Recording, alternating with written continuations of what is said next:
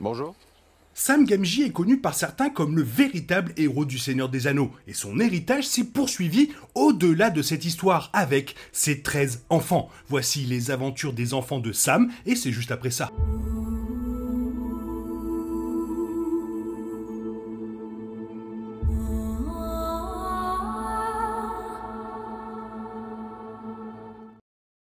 Après avoir aidé Frodon à détruire l'Unique, Sam est retourné dans la comté avec ses compagnons Hobbits, où il a finalement proposé à Rosie le mariage. La trilogie de films de Peter Jackson a montré Sam tenant sa première fille, un personnage des livres nommé Elanor, et c'est là que l'histoire de la famille s'est terminée. Cependant, Tolkien a approfondi l'histoire de Sam et de ses enfants dans les derniers chapitres et annexes du Seigneur des Anneaux.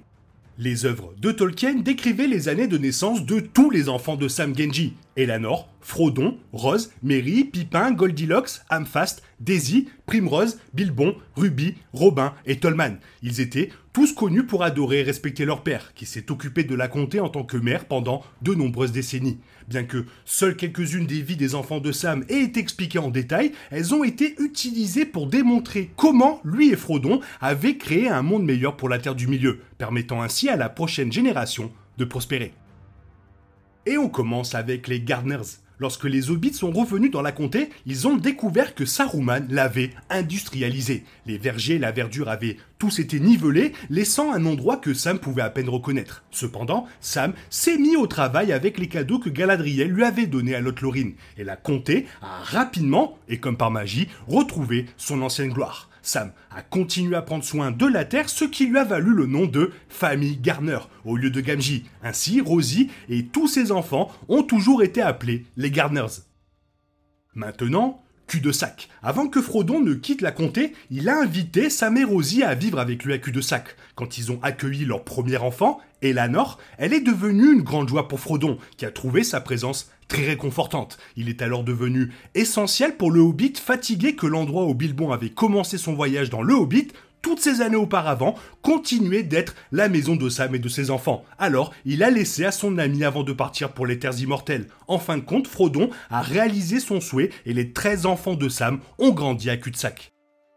Parlons de Tollman, le plus jeune. Après qu'Aragorn ait récupéré sa couronne au Gondor et que les Hobbits soient retournés dans la comté, il a fait de Sam une sorte d'émissaire pour le Nord. Au cours des années passées, la région de la comté avait été un royaume frère du Gondor, et grâce au travail d'Aragorn et de Sam, elle est revenue à un statut similaire. Le duo est resté de grands amis pour le reste de leur vie, et chacun s'est rendu visite plusieurs fois au cours des années suivantes.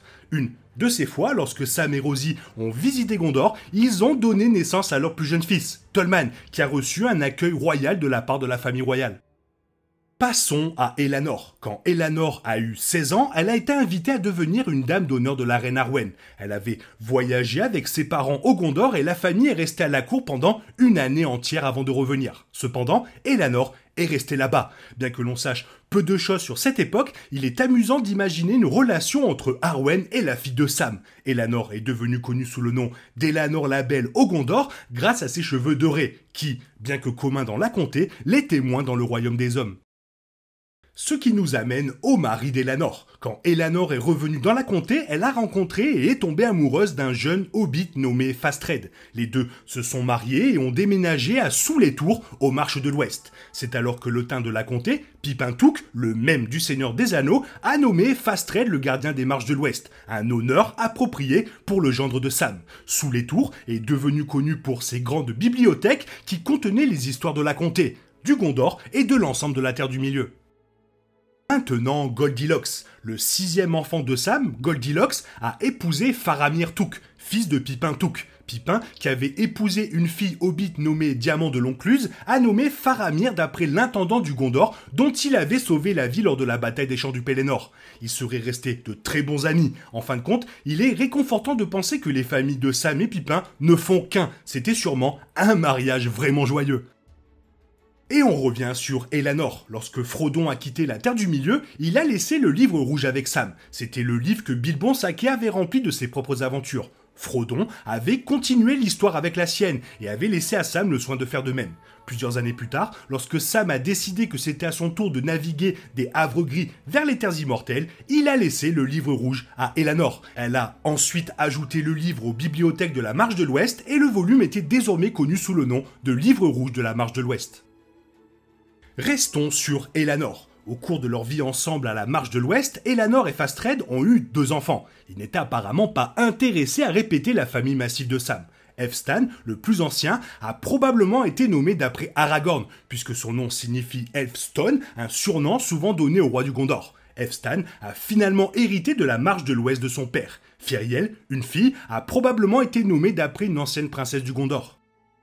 Avant-dernier point, l'héritage de Cul-de-sac. Le deuxième enfant et premier fils de Sam s'appelait Frodon, clairement d'après le maître et meilleur ami de Sam. Il est donc normal qu'après la mort de Rosie et le voyage de Sam vers les terres immortelles, le petit Frodon hérite de Cul-de-sac. En tant qu'héritier du nom Gardner, Frodon a légué les Gardner of the Hill, qui étaient bien connus dans tout le Hobbiton du Seigneur des Anneaux. On suppose que le fils de Frodon, Holfast Gardner, a hérité de Cul-de-sac de son père.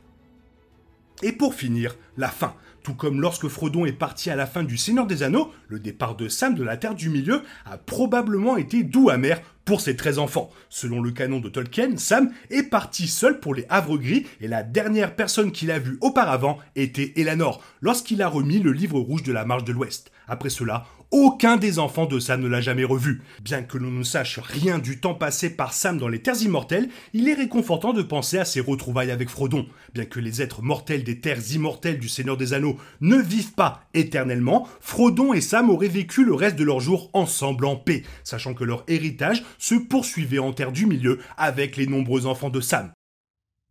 Une fin d'histoire plus que touchante qui te laissera une petite larme au coin de l'œil. Toi, qu'est-ce que tu penses de tout ça? Fais-moi part de ton avis dans la zone commentaire, sinon il est temps pour toi de reprendre le cours normal de ta vie. On se retrouve demain pour une nouvelle vidéo. Bisous bisous, bye bye.